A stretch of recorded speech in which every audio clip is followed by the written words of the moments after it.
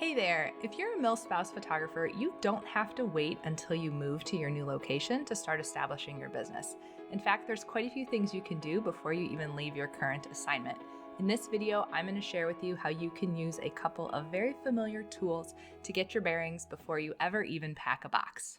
Hey friend, I'm Erin, military spouse and teacher turned photographer, and I love helping fellow Milspouse photographers build businesses that thrive despite frequent moves. I'm so glad you found me here. If you have a move coming up, I have a free resource that I think you will find helpful. It is my 5 ways to PCS prep your photography business. You can grab it at the description below, and I hope you find that really helpful. Now, there's a lot that goes into moving your business, but something tells me I don't need to tell you that.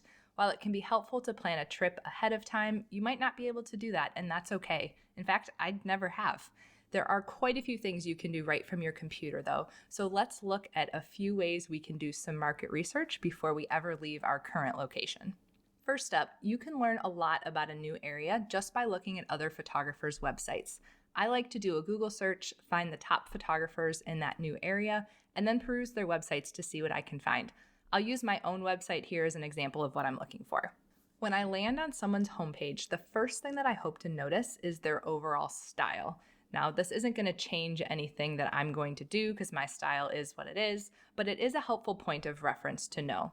So when I come to their website, on mine, you can already see some of my work going across the top, but I might also look to find their portfolio and just peek through and see what their work looks like. Some examples here of some families. I can scroll and see generally what their work looks like. Again, I could look for newborns and military as well here, but I'm just trying to get a feel for is their work comparable to mine? Is my style very different than theirs? What does it look like in that area? Additionally, I'm interested in pricing structure, and I'm going to do a whole nother video on pricing, but it is a helpful point of reference to know what other people are charging. So in this case, I'm also going to go to a packages page or an investment page and just take a look. If I'm a family photographer charging $700 a session in my current location, and I'm looking in this new location and I see the top photographers there are charging $400 a session, that doesn't tell me that I need to change my prices, but it is a really helpful insight for me to know. Maybe the cost of living is lower there. Maybe there's fewer permits there. There's different things that could be at play, but it's helpful for me to know how my current prices compare to the prices of top photographers in that area. And not only prices, but I also find it helpful to look at package structures and see what are families in that area used to receiving. Are they used to receiving a full gallery of digital images? Are they used to getting a print credit? Are they used to being a full IPS model where they just have their images taken and then the photographer shares them with them and they order prints and products that way? Again, this isn't necessarily going to change what I'm doing, but it's helpful for me to know what people in that area are already expecting. So if I'm on somebody else's website, I'm just going to scroll through their pricing page if they list their prices and just compare where I'm at with them. The last main thing I'm looking for on somebody else's website is if they have an active blog. And if they do, I'm going to go to it. And again, I'm just going to kind of scroll through and see what's there. I'm looking specifically maybe for some locations, for the different types of sessions they shoot, for the different kinds of things they're sharing on their blog. Are they more session-based blogs or are they more educational-based blogs? Again, it's just giving me a feel for what other photographers in that area are doing. The biggest thing I get out of blog research, though, is locations. We'll talk in a whole other video about how you can find locations before you arrive as well.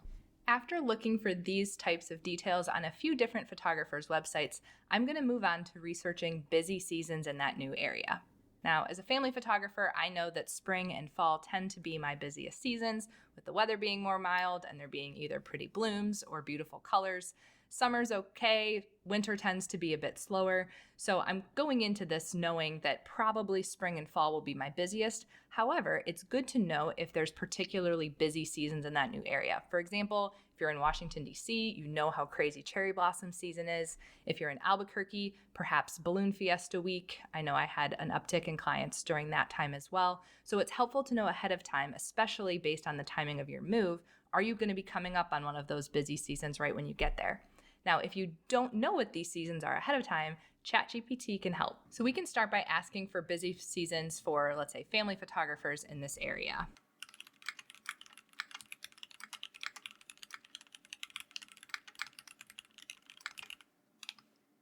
I'm using Washington, D.C. here again as an example, since that's been some of my personal experience. And we'll see with the results here. Top of the list is cherry blossom season, which doesn't surprise me at all. And if you've ever been in this area, you know that too. But also, along with the season itself, we can see that there are some location suggestions as well. So in the fall, it's showing here Rock Creek Park, the National Arboretum, along the Potomac. There's different areas that we're getting highlighted here that we can then look into later.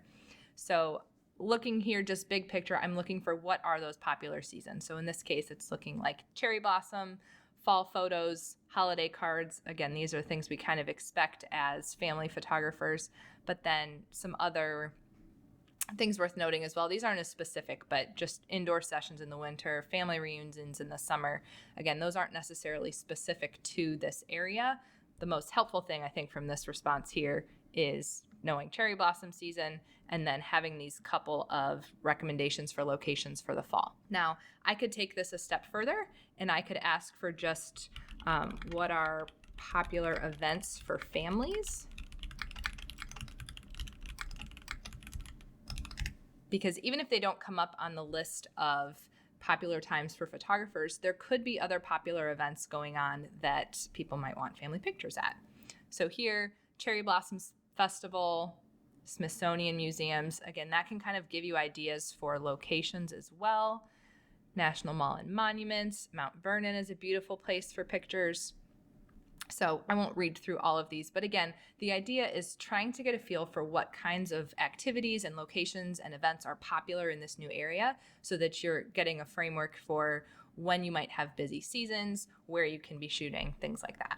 Once I get a feel for some busy seasons, there is one final resource that's worth looking into, and that is Facebook groups. Now, if you've been a military spouse for any amount of time, you know that military spouse Facebook groups can be a wealth of knowledge. So my recommendation would be, when you know where you're headed, find all of the Facebook groups that you can that not only will help you and your family personally as you're getting ready for a move, but also could help you with your business. So we're talking your specific squadron or unit spouse groups, your base-wide spouse group. There could be bigger groups within your base. There's small business groups. There might be mom groups. And even outside the base, there's other types of groups to look for in the area, mom groups especially, that can be helpful.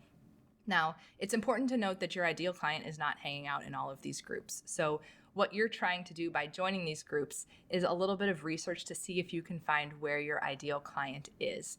Now, if you notice that there's a particular group and based on the conversations that are regularly happening in there, you're like, these aren't my people, then leave the group. And there's no issue with that.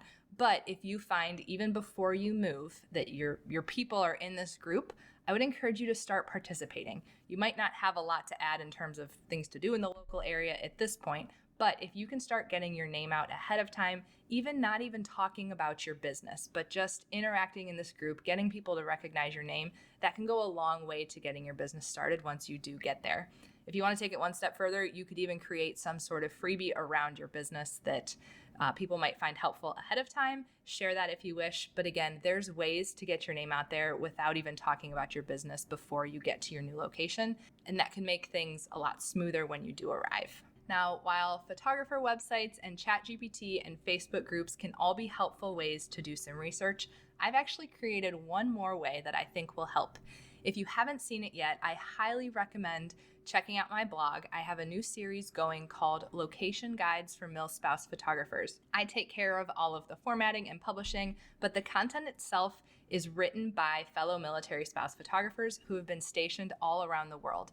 I ask them questions like, what are your favorite locations in this area? What are the permit rules in this area? What would you tell somebody who's just moving here? And I hope that it becomes a way for photographers moving to an area to just have like a quick fact sheet of things to know as they get started or start to get their bearings in that new area.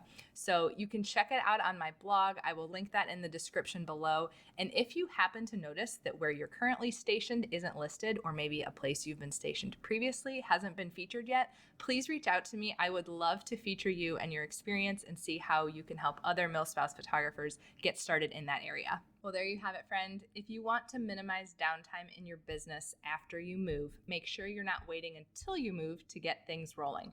You can be using other photographers' websites, ChatGPT, and Facebook groups to do some high-level market research, as well as referencing the location guides for Milspouse Photographers blog series on my website. I hope you find that resource helpful. If you have any questions, feel free to drop them below. Be sure to grab your free PCS Prep digital guide as well, and I will see you next time.